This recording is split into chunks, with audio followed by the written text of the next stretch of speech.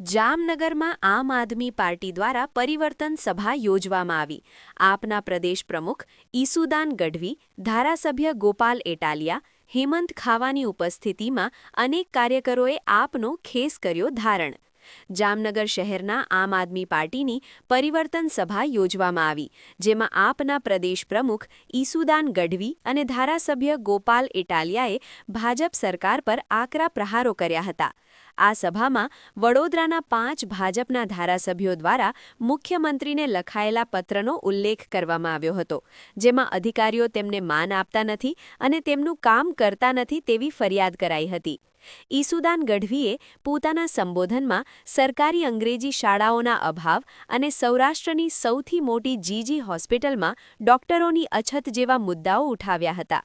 તેમણે મહાનગરપાલિકા દ્વારા ભાજપનો પ્રચાર ન કરવા અને વિકાસના 5 કાર્યો દર્શાવવા પડકાર ફેંક્યો હતો। ગઢવીએ મા કાર્ડ અને પિતા કાર્ડના બેફામ ઉપયોગ અને ખોટા ઓપરેશનો થતા હોવાનો આક્ષેપ કર્યો હતો। તેમણે વિસાવદરની જનતાને લાખ સલામ કરી હતી, કારણ કે 160 ગામોમાં 162 જેટલા ધારાસભ્યો પ્રચારમાં ઉતર્યા હોવા છતાં જનતાએ તેમને સાથ આપ્યો ન હતો। જૂનાગઢની વાત કરતા ઈસુદાન ગઢવીએ હેમાબેન આચાર્યનો ઉલ્લેખ કર્યો, જેઓ સંઘના અગ્રણી કાર્યકર હતા। ગઢવીએ કહ્યું કે તેમણે હેમાબેનને ભાજપમાં લાવ્યા હતા, પરંતુ હવે તેઓ તેમને ભાજપને હટાવવા માટે આશીર્વાદ આપે છે। આમ આદમી પાર્ટીના ધારાસભ્ય ગોપાલ એટાલિયાએ લોકશાહીને બદલે મુગલ સરકાર જેવી પરિસ્થિતિ હોવાનું જણાવ્યું હતું। તેમણે કહ્યું કે જ્યારે શહેનશાહ આવે છે ત્યારે રોડ રસ્તા બની જાય છે, પરંતુ સામાન્ય માણસો અને સરકારી કર્મચારીઓ હેરાન થાય છે। ઇટાલિયાએ વડોદરાના 5 ભાજપના ધારાસભ્યો દ્વારા મુખ્યમંત્રીને લખાયેલા પત્રનો મુદ્દો ફરી ઉઠાવ્યો હતો। આ પત્રમાં ધારાસભ્યોએ ફરિયાદ કરી હતી કે અધિકારીઓ તેમને માન આપતા નથી અને તેમનું કામ કરતા નથી। ઇટાલિયાએ સવાલ કર્યો કે જો ભાજપના ધારાસભ્યોનું અધિકારીઓ પાસે ઉપજતું ન હોય તો ગામડાના સામાન્ય માણસોની દશા શું હશે? ગોપાલ ઇટાલિયાએ વધુમાં કહ્યું કે ધારાસભ્યો મુખ્યમંત્રીને પત્ર લખીને ફરિયાદ કરે છે કે તેમનું કંઈ ઉપજતું નથી।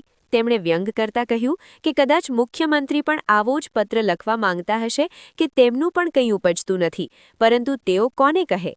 તેમણે વર્તમાન પરિસ્થિતિને એવી ગણાવી કે જાણે બાળક પિતાને ફરિયાદ કરે, પણ પિતા કોને ફરિયાદ કરે? આ પરિવર્તન સભામાં આમ આદમી પાર્ટી પ્રદેશ અધ્યક્ષ ઈસુદાન ગઢવી, ધારાસભ્ય ગોપાલ એટાલિયા, હેમંત ખાવા, સૌરાષ્ટ્ર ઝોન અધ્યક્ષ પ્રકાશ દોંગા, શહેર અને જિલ્લાના આમ આદમી પાર્ટીના પ્રમુખો, મહામંત્રી, આગેવાન અને કાર્યકરો ઉપસ્થિત રહ્યા હતા। આજે જામનગર શહેર ખાતે વોર્ડ નંબર 16 માં આમ આદમી પાર્ટી દ્વારા એક જનસભાનું આયોજન કરવામાં આવ્યું। જે રીતે વિસાવદર વિધાનસભાની જીત પછી ગુજરાતભરમાં લોકોને આમ આદમી પાર્ટી સાથે જોડાઈને ગુજરાતમાં પરિવર્તન કરવા માટેની એક આશા જન્મી છે, એક ભરોસો આવ્યો છે। એ જોતા ગુજરાતમાં ઠેર ઠેર આમ આદમી પાર્ટીને અપાર જનસમર્થન મળી રહ્યું છે। છેલ્લા ઘણા સમયથી ગુજરાતના લોકો ભાજપના કુશાસન અને તાનાશાહીથી ભયંકર કંટાળેલા હોવા છતાં પણ કોઈ સારો વિકલ્પ ન હોવાના કારણે મજબૂરીમાં બીજેપીને મત આપવો પડતો હતો।